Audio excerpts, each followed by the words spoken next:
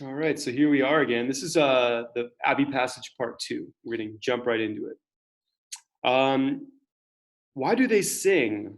What do they have to sing about? So what Abbey is doing here, what he's doing is continuing with that anthropomorphizing, meaning he's making these frogs into very human-like creatures that sing and that they sing about as though they're actually like creating story through their song. Somewhat apart from one another, separated by roughly equal distances, facing outward from the water, they clank and croak all through the night with tireless perseverance. To human ears, their music has a bleak, dismal, tragic quality, dirge like rather than jubilant. So, again, what he's doing here is elaborating or expanding upon the idea that these frogs are singing about something that an experience that they're going through. And their experience is bleak, dismal, tragic, dirge like. They're not jubilant, or at least to human ears, right? So, the way we as human beings would interpret it is these elements, right? These characteristics. It may nevertheless be the case that these small beings are singing not only to claim their stake in the pond, not only to attract a mate, but also out of spontaneous love and joy. So, okay, so kind of like some human misunderstanding, right, is what he's pointing out here. He kind of juxtaposes what um, to our ears the singing sounds like, but really um, he is juxtaposing um, uh, songs to um, you know our human understanding. Yeah, so basically saying that um, contrasting what humans may think versus what may really be occurring, right?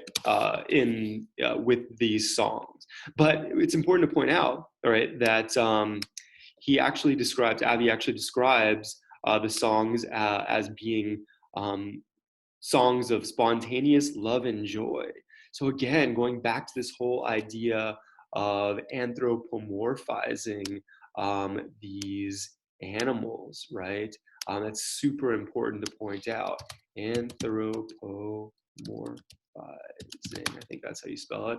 The frogs, right? So we see this pattern throughout the passage so far, that these are more than just frogs in the desert, right? They're these spontaneous creatures who feel love and joy and have tragedy and sing about it, their experiences. So, anyways, here we go. A contrapuntal choral celebration. So he uses these musical terms, which is really interesting. And he also used term uh, back here somewhere, I forget where it was at, of the coolness and wetness after weeks of desert fire. So what he's doing here is Abby is asking us to empathize with the frogs.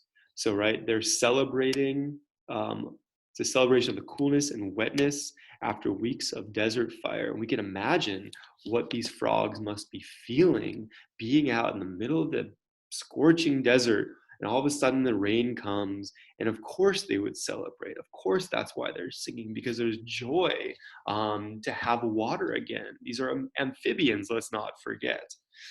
For the love of their own existence. So, again, check out the words he uses to describe, to anthropomorphize these animals, however brief it may be, and for joy in the common life, right? So, again, Abby is pointing out that these frogs are similar to us and they find joy in things in ways that we find joy. So they're to be respected in that way and to be empathized with in that way.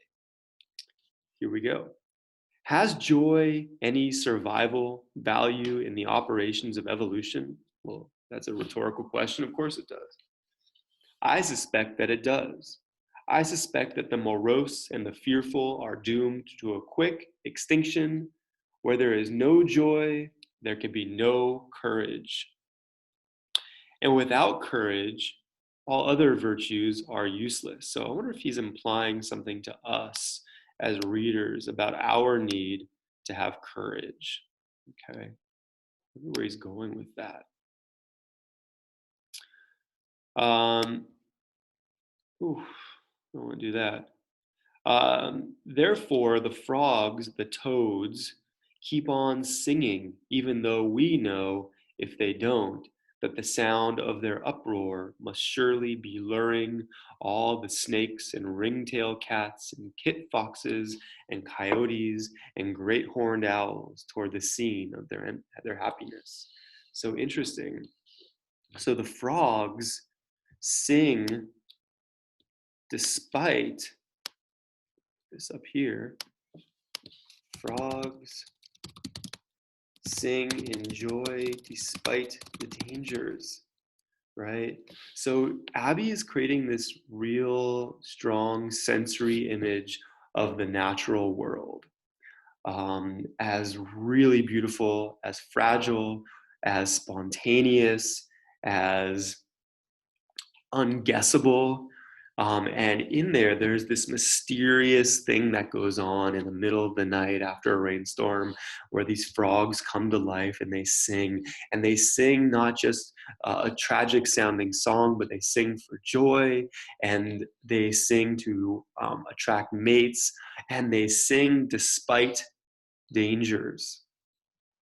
So Abbey respects these animals and he respects the animals and therefore he respects nature. And in this, there is no sign yet really of human presence, of human interference. So we're wondering, where is this part here? Where are these forces of modern development?